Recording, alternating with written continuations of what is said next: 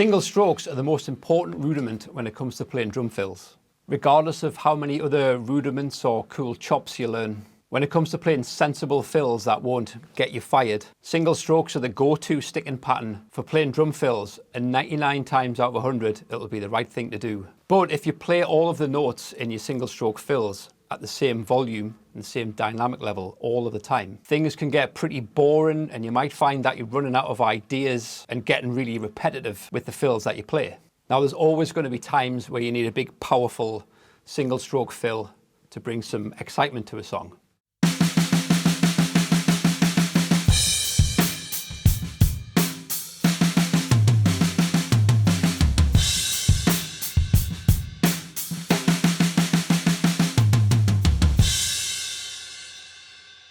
But by using accents and adding some dynamic variation to the notes that you use within your fills, you can kind of imply and bring out different rhythmical ideas over the top of the single strokes that you use.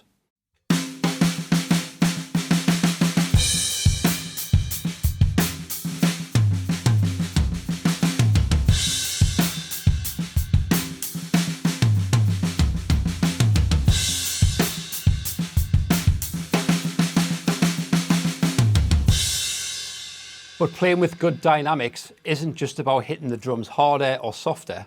You need to be using the correct motions and the correct techniques in order to get around the drums in a controlled and measured, nice sounding way. So here's a couple of things you can do to get started with this. Let's start by playing single strokes as triplets. As we're playing 3 notes per beat, we're going to be switching our lead hand on each downbeat.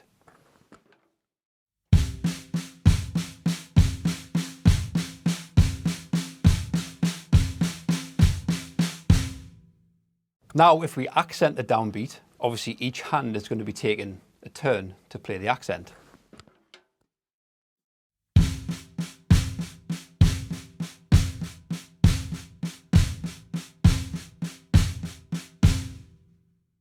Now, the important part is how we achieve this. We want to be using natural volume to produce these dynamics rather than more or less effort. So we're not trying to play harder to play accents. We're not trying to play softer or use less effort to play the softer notes in between. So in the case of these single stroke triplets, there's 3 different strokes that we need to use to achieve this accent on the downbeat. So the stroke that we use to perform the accent is what I call a downstroke. I've heard it called a controlled stroke as well. We're controlling the rebound of the stick. So if we play this note from a higher position here, we drop the stick down onto the drum and we want to finish lower down. So we're controlling the rebound. Now, the important thing here is that you do let the stick rebound. You're not trying to reject the rebound, because that is going to lead to digging the stick into the drum. It'll sound awful. You're taking loads of shock back into your arm as well, which is not good for your joints. Let the stick bounce back into your hand and trap it down at this lower level, kind of parallel with the drum. Release the stick as you throw it down, so you're opening your grip on the way down. Catch it back into your hand. You should feel the stick bouncing, jumping back into your hand. So that's the stroke that we're going to use to play the accents. So the second stroke of the triplet, we're going to use an upstroke. As the name suggests, this is the opposite idea. If you start with your stick at the height that the downstroke finished, use your wrist and your forearm to pop up, which is going to change the angle of the stick, right? So as you play away from the drum, you perform this lighter, softer note. And you need to trust that there's enough volume in this, so you don't want to lift the stick to try and put any more effort or any more volume in. It's going to be a nice soft note. Just lift the stick away from the drum, perform the upstroke. Keep your wrist nice and soft, so it's nice and flexed at the top. Now the third note to finish off the triplet is a tap stroke. So again, from this lower height that we've been using, the tap stroke starts here and it's going to end there as well. Again, to play a soft note, don't lift the stick or you'll play too loud. There's enough volume there to play this nice soft note. Just return back to that height again. So if we put those 3 strokes together,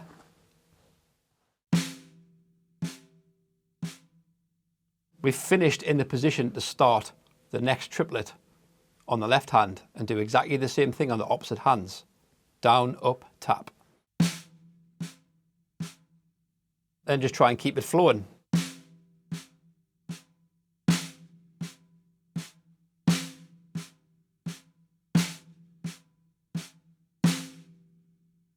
Take it nice and slow, focus on your movements, focus on where the stick's finishing. Is it even on both sides? Does it sound nice? Play it nice and slow. When you're playing slow, you can play it bigger so you can exaggerate these movements and feel it more. And as you get more familiar with it, you start to speed it up and make it flow a little more.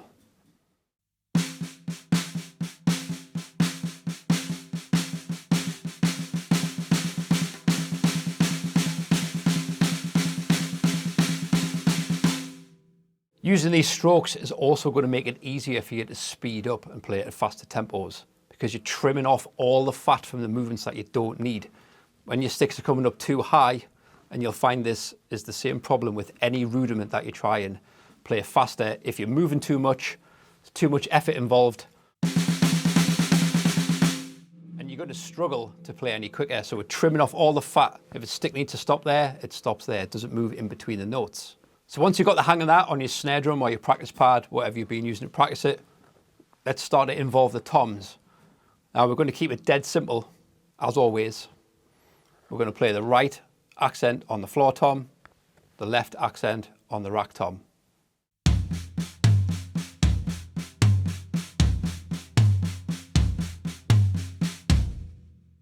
Now you can feel another purpose to these strokes. Because we need to move around the kit, the upstroke is helping you getting from the snare over to the tom, whichever one it happens to be. You can come in high to play the accent and it's help you to move away and get over to the floor tom, move away, get over to the rack tom. When you play the downstroke on the toms to play the accent, you want to continue in a circle. Don't come back the way you came or you're going to come back to the snare drum too high and you'll play a louder note on the snare. Think of it in circles. If I move from the snare to the floor tom with the downstroke, I want to come back across here where the downstroke finished on the floor tom. Guide it back over so you're ready to play that soft note on the snare drum and you kind of get this sweeping circular movement. If you want to practice just playing up and down between the two,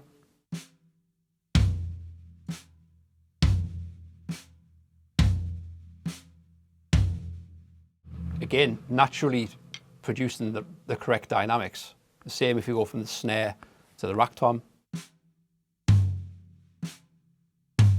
Guiding the stick back down at a lower height to get back to the snare.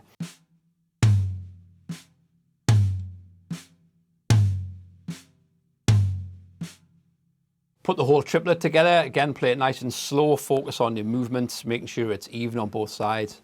If it feels good and sounds good.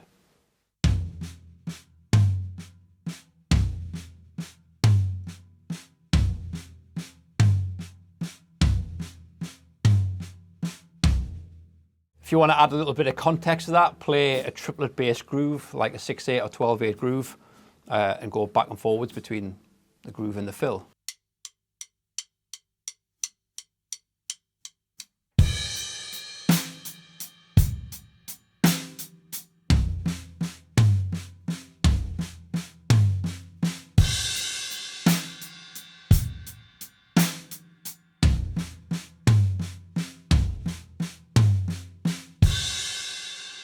And of course you can move the accents and mix it around. You can accent with both hands on the snare drum. Your right hand is happy to play across the whole kit.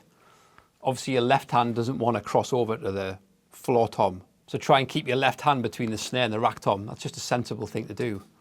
So here's a few examples of that.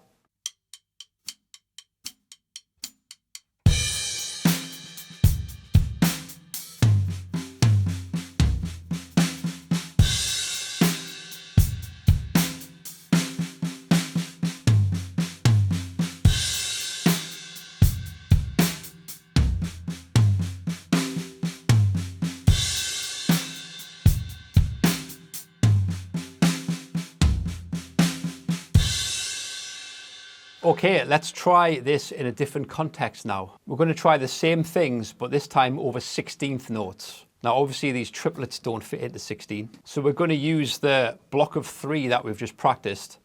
We're going to use that 4 times to make up 12 notes. And then we're just going to add on 4 singles to make up the last group of 16th notes, like this.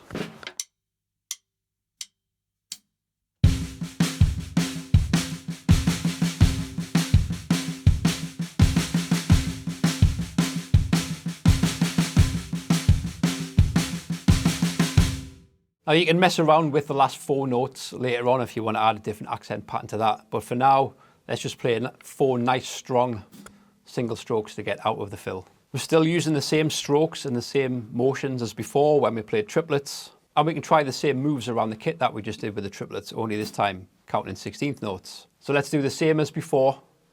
Right hand, accent on the floor tom. Left hand, accent on the rack tom. And play this through 16th notes.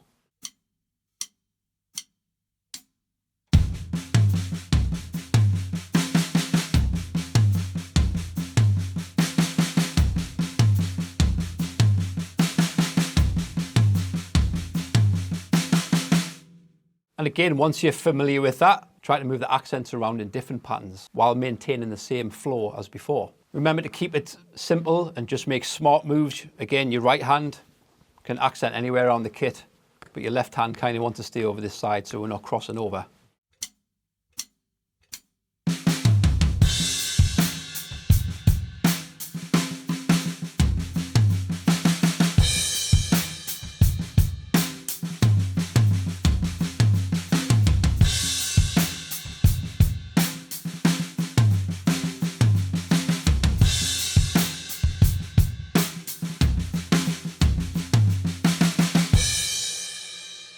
So that's a really good place to start to get both hands used to playing accents in single stroke fills. But obviously it doesn't end there. The goal is to be able to play any rhythm that you can think of or any rhythm that you're required to play while playing single strokes throughout the whole thing. So you're kind of superimposing a rhythm on top instead of playing.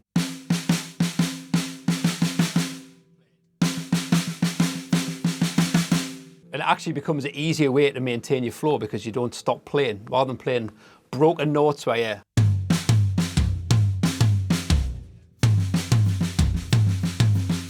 it generally sounds more polished, and again it's easier to maintain the flow around the kit when you're playing all of the notes, and those soft little notes on the snare drum kind of go unnoticed a little. So get creative. If you're stuck for ideas, check out my video on the random number game, and that'll give you a really cool way to come up with rhythms that you might never have played before, and you can try to play them in this single stroke context. But here's a few 16th note single stroke fills with accents just to get you started.